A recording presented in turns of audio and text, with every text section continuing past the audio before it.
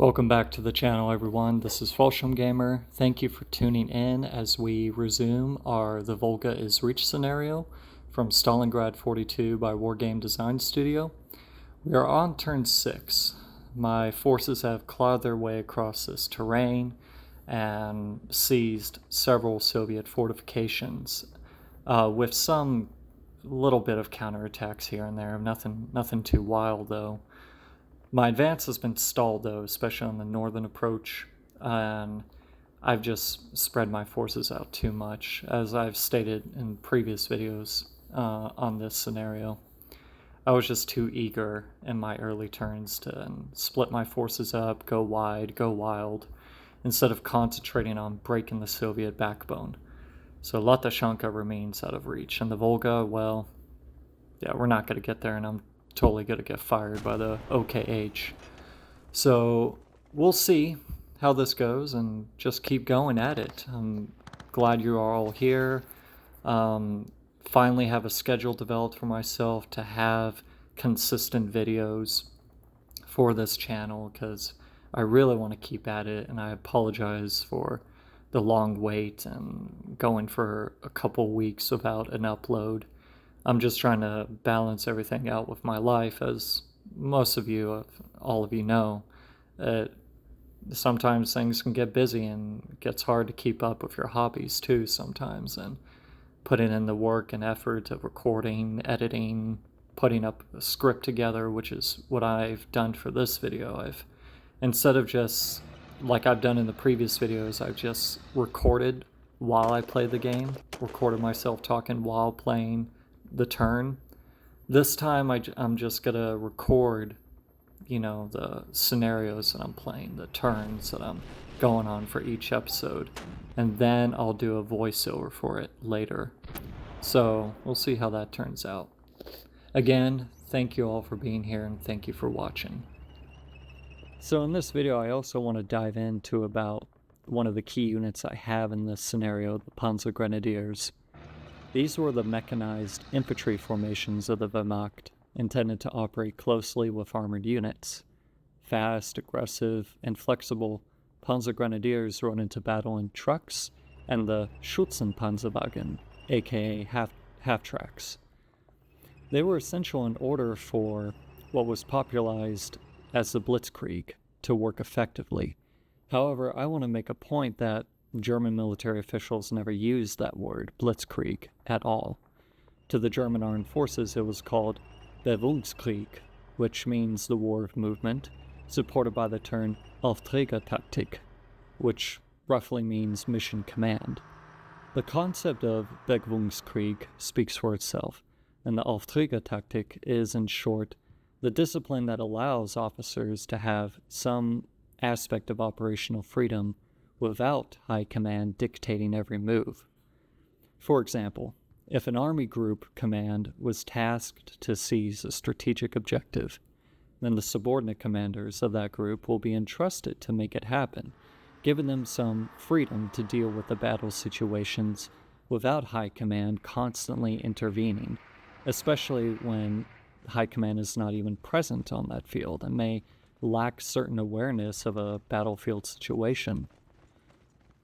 Another example I want to give of why it can be so bad when, the higher command and official is constantly intervening in a tactical manner, in a tactical situation. It's not always a bad thing, but at this point in time, the scales of warfare is huge. Battles are much larger. Lines are extensive.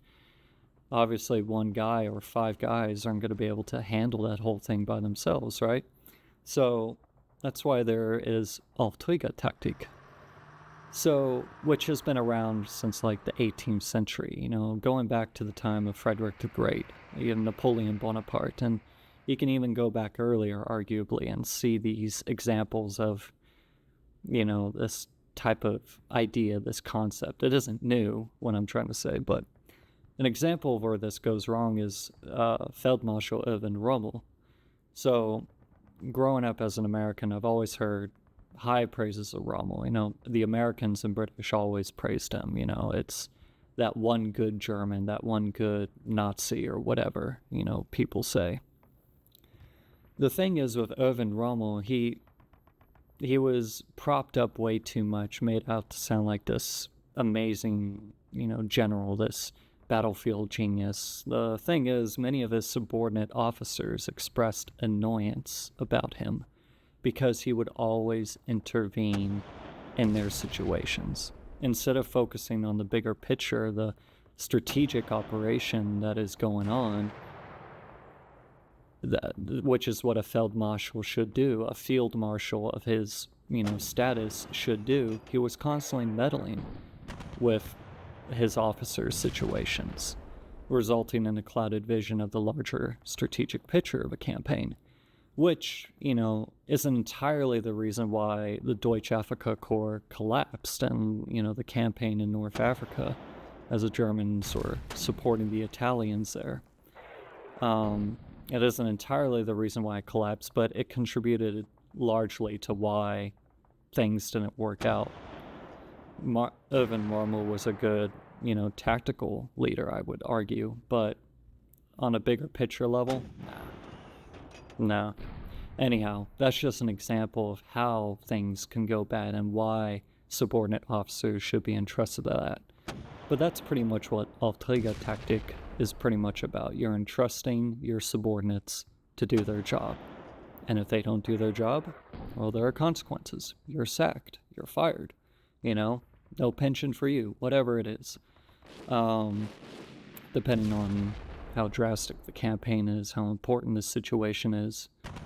But anyhow, that's an example of that. Now, going back to the Panzer Grenadiers, in theory, they dismounted near the front, suppressed defenders, and cleared out resistance in towns and fortifications, relying on armored support and tight air coordination support. In practice, it was effective, especially in the early campaigns like the invasions of Poland, Denmark, and France. However, by the time of Operation Barbarossa in June of 1941, things started to change for the Panzer Grenadiers. The overall strategy of the Bevölkerungskrieg. Operation Barbarossa was still successful in the early stages. However, as the German army groups advanced further into the Soviet Union, the more problems began to reveal itself to the forces of the Third Reich, such as fuel shortages, the lack of proper road infrastructures, and other issues that made this war of movement an operational failure. One can begin to see signs of this in battles during Operation Barbarossa, such as the Battle of Smolensk in July of 1941. Aside from the fierce resistance by the nearly encircled Soviet defenders, the logistical problems for Army Group Center were really starting to cause problems for the mechanized units like Panzer Grenadiers. Later on, during battles such as Stalingrad, they often became static defenders themselves, reduced to holding shattered buildings and firing from cellar windows, expected to hold out positions more often than conquering new ones, especially with lack of armored support. In the end, they were not only proven attackers, but defenders as well.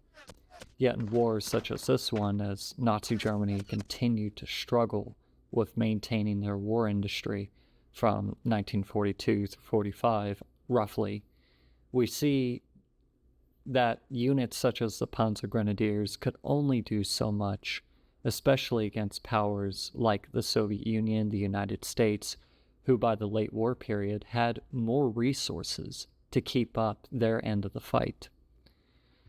Now in this game, they're essential for taking strategic areas, especially heavily fortified ones.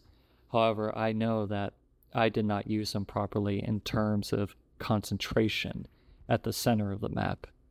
Instead, what I did wrong was keep them separate from the infantry divisions. They should have been at the forefront of those divisions and possibly alongside them. More so with such a short time limit, I was simply being too bold. The Normandy campaign too bore witness to their limitations. While divisions like Panzer Lehr were well-equipped and experienced veterans, however, that meant nothing if you were not backed up by proper air support, which by that time in the war, the Luftwaffe was nearly non-existent. They were barely holding their own on the Eastern Front at this point of the war. German mechanized units were hammered by Allied air superiority and terrain obstacles like the hedgerows at Bocage, which could be a blessing and a curse for both opposing sides. The Panzer Grenadiers fought valiantly in operations such as Epsom, Goodwood, and Cobra, but their losses were unsustainable, and their famed mobility became more of a distant glory than preserved reality. One operation that I learned about a few years ago that was really fascinated by during the Normandy campaign was the German counteroffensive at Motin in August of 1944, August 6th or 7th, I believe, known as Operation Lüttich in German. This German counteroffensive was led by the 47th Panzer Corps. These men were veterans from the Battle of Kursk during Operation Citadel in eastern Ukraine, and with mostly infantry divisions along with the 2nd SS Panzer Division and piecemeals of Panzer Lehr. However, despite how strong the attack initially was by the Germans, something we can continue to see by the Germans until the end of the war, like they always have a strong initial attack and then it just stops. Then it just gets bogged down. Like it's always a strong punch, but then that arm instantly becomes weak after that first punch. Because anyhow. The American 30th Infantry Division in Battle of Motin and Allied air support made this German counteroffensive a complete failure. Lots of Panther tanks were wiped out, half-tracks, and I think the 2nd SS Panzer Division initially seized Motin, but the 30th Infantry Division kept them at bay, and eventually the terrain was an issue for the armored units, and the momentum stopped. I think it's definitely due to the Allied air superiority in the American infantry units that managed to just hold that punch, and you can't do anything with it after a while. So, and at this point of the war, the Germans are so run down and expending more and more resources on the Eastern Front than anywhere else. So, anyhow, later we see in the Ardennes Offensive of 1944 and Operation Conrad in 1945, that operation was to relieve the city of Budapest when the Soviet armies of the Ukrainian Front Army, I can't remember. Anyhow, in all of those offensives, the Panzer Grenadiers had showed their ferocity, but in the end, it just didn't work out. By 1944, going back to the Ardennes Offensive, or as the Germans called it, Die Wacht am Rhein, which means the Watch of the Rhine, something like that. Some Panzer Grenadiers at this point of the war were issued the legendary Sturmgewehr 44, which was the first assault rifle at that time, a revolutionary weapon and a great weapon too.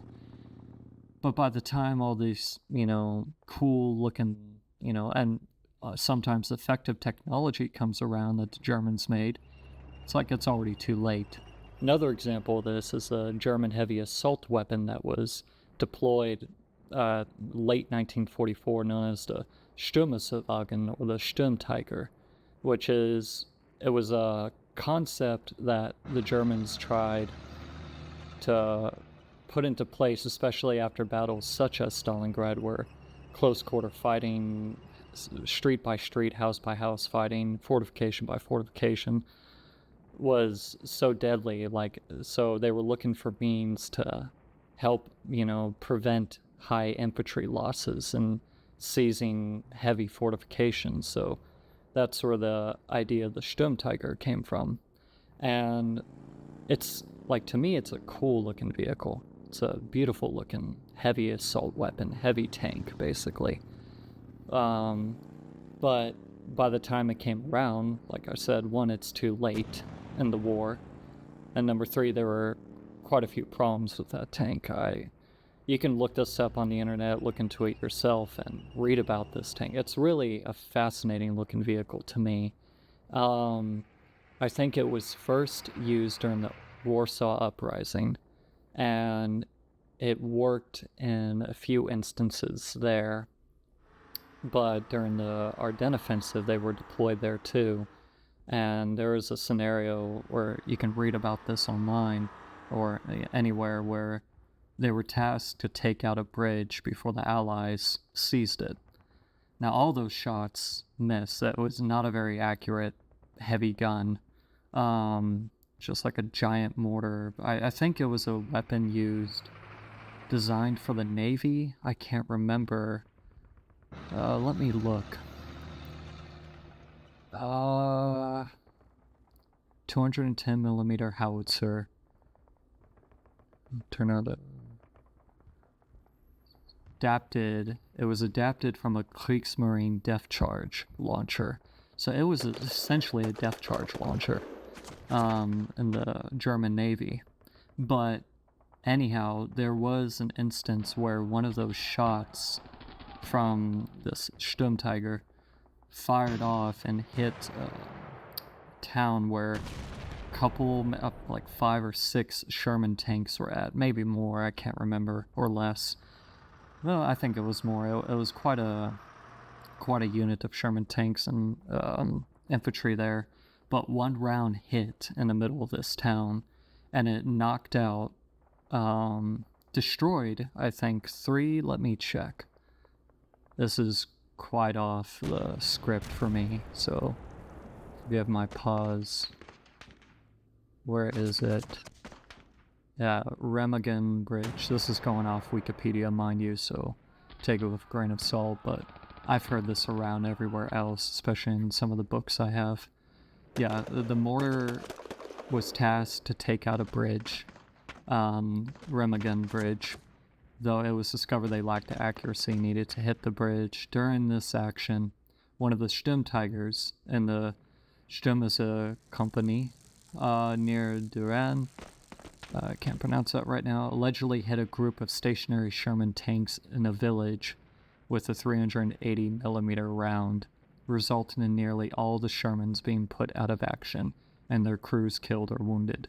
This is the only tank-on-tank combat Sturmtigers ever recorded engaging in. So just that one round, like, it's an impressive weapon, but how practical is it? Not very practical. So, and the Germans were kind of good at that in the later war, and I read that Hitler intervened a lot with tank designing and was like, oh, like, you know, the Queen Tiger, you know, the King Tiger, Tiger 2. There are a lot more emphasis instead of the Tiger 1, instead of the King Tiger. Just use it on tanks that are reliable, that work, like the Sturmgeschütz, you know, based off the, I think, the Panzer IV, Panzer III chassis.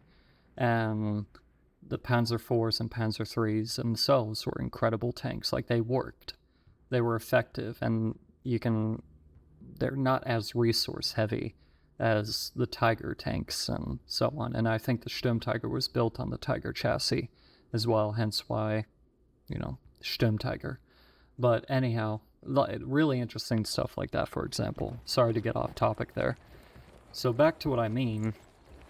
Although supplies were limited and the presence of its presence, that gun, the Sturmgewehr 44, although the supplies of that gun was limited, the presence among the Panzer Grenadiers squads signaled the German army's continued push toward adapting and using mechanized warfare. Like, they were obviously committed to it, but they did not have the means to keep that going, to make it effective. And what's the point? You're fighting 3 fronts, you know, you're doomed. Like, you're just screwed. But however, as I mentioned earlier, the lack of resources, heavy production, and other aspects won't be able to fuel that type of warfare for long. Yet for all the flaws, the Panzer Grenadiers left behind a legacy of military evolution. They were, in essence, the prototype of modern mechanized infantry that we see today, combining firepower, speed, coordination, and tactical flexibility. They helped shape post-war doctrines adopted by NATO and the Warsaw Pact, and we see that today, especially in battles in recent American conflicts, such as the Second Battle of Fallujah in 2004, where air superiority combined with mechanized and infantry units moving street to street in a cohesive manner can be traced back to doctrines of war that were applied and reinventing itself by various countries in World War II, not just the Germans, but, the major powers. We see how the Russians learned and adapted to the German doctrine of war, how to counter it. It took them some time, especially with their limit of resources and, experienced officers that Stalin killed off mostly before this war occurred between the Soviet Union and Nazi Germany.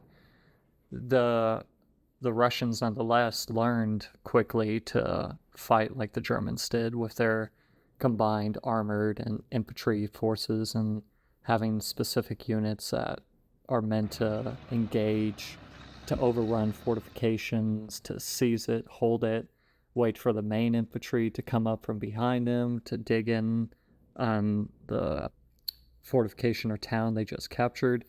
Then those main shock troops would move on to the next objective.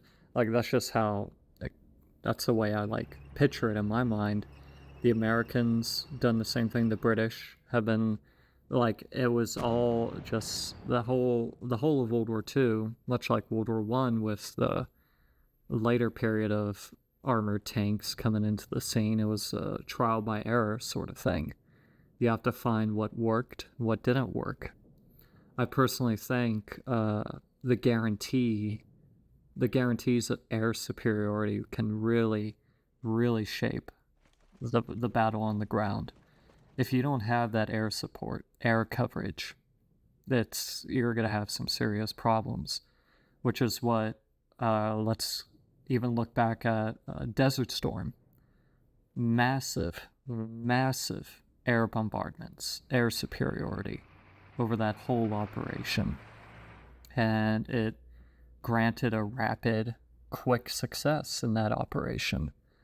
If you don't have those air units wiping out fortifications or, taking out other opposing air units and covering armored units and convoys, columns, supply lines, you're going to have a tough time. And that's exactly what happened to the Germans pretty much after Operation Barbarossa by 1942.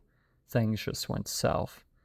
Another reason why Operation Citadel, the Battle of Kursk, was also very difficult, because by that point in time, German air superiority was really starting to die out.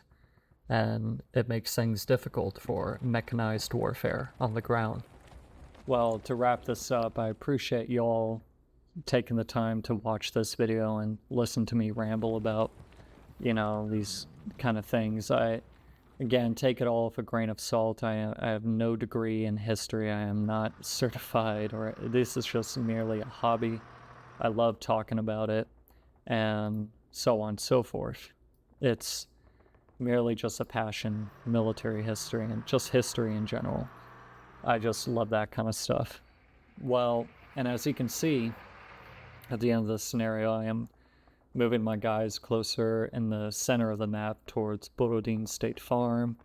I'm starting to encounter fortifications near past Dmitrievka, near Novoalexeyevsky, Alexeyevsky, I think, yeah. Anyhow, so I made decent progress for this, so now we're on turn 7, and we'll get back to it. Maybe in the next one I can do 2 turns and wrap it up and finally finish this scenario for good and learn my lesson.